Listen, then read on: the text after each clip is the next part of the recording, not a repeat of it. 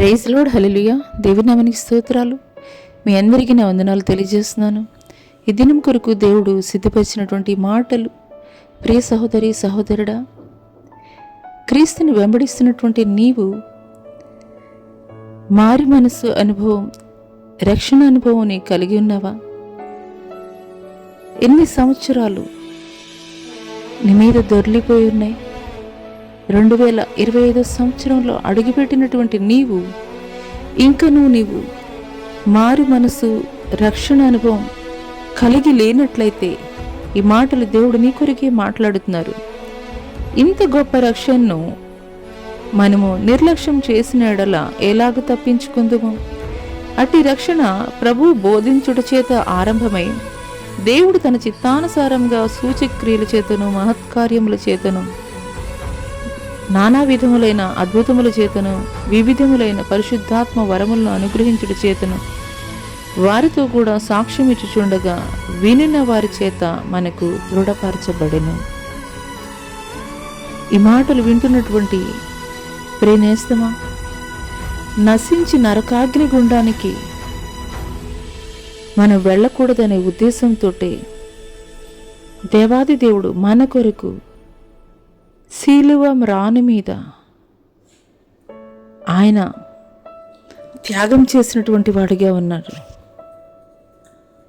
ఆయన భూమి మీద నడయాడినటువంటి 33.5 సంవత్సరాలు బోధించుట చేత సూచక క్రియలు, మహత్కార్యాలు, అద్భుత కార్యాలు, పరిశుద్ధాత్మ వరములు అనుగ్రహించుట చేత అనేక మంది భక్తుల జీవితాల యొక్క సాక్ష్యముల ద్వారా దేవుని యొక్క రక్షణని మనం తప్పించుకున్నట్లయితే ఏ రకంగా నరకాగ్ని గుండానికి పాత్రులం కాబడతామని తెలియజేయబడుతుంది. ఈ మాటలు దేవుడు నా కొరికే మాట్లాడుతున్నారని నీవు నిజముగా విశ్వసించగలిగినట్లయితే,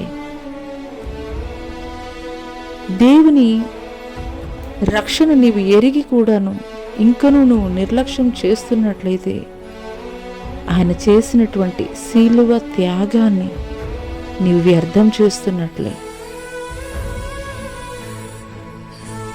నీవు నిజముగా దేవుణ్ణి ప్రేమిస్తున్నట్లయితే ఇప్పుడే మోకరించి దేవుని సన్నిధిలో దేవుని ఈ రీతిగా అడగగలవా? దేవా, నాకు మారు మనసు దయచేయి, నీ రక్షణ ఆనందం నేను పొందుకోవాలి, ఈ రక్షణని నేను పోగొట్టుకున్నట్లయితే నీ నిత్య జీవరాజ్యంలో నేను అర్హతని కోల్పోతాను. ఈ రీతిగా నీవు అడగగలిగినట్లయితే నిశ్చయముగా దేవుడు నేడే నీకు రక్షణ దయచేయబోతున్నాడు. అటి కృప దేవుడు మీకు దయచేయునుగాక. ఆమేన్. Subscribe for more content.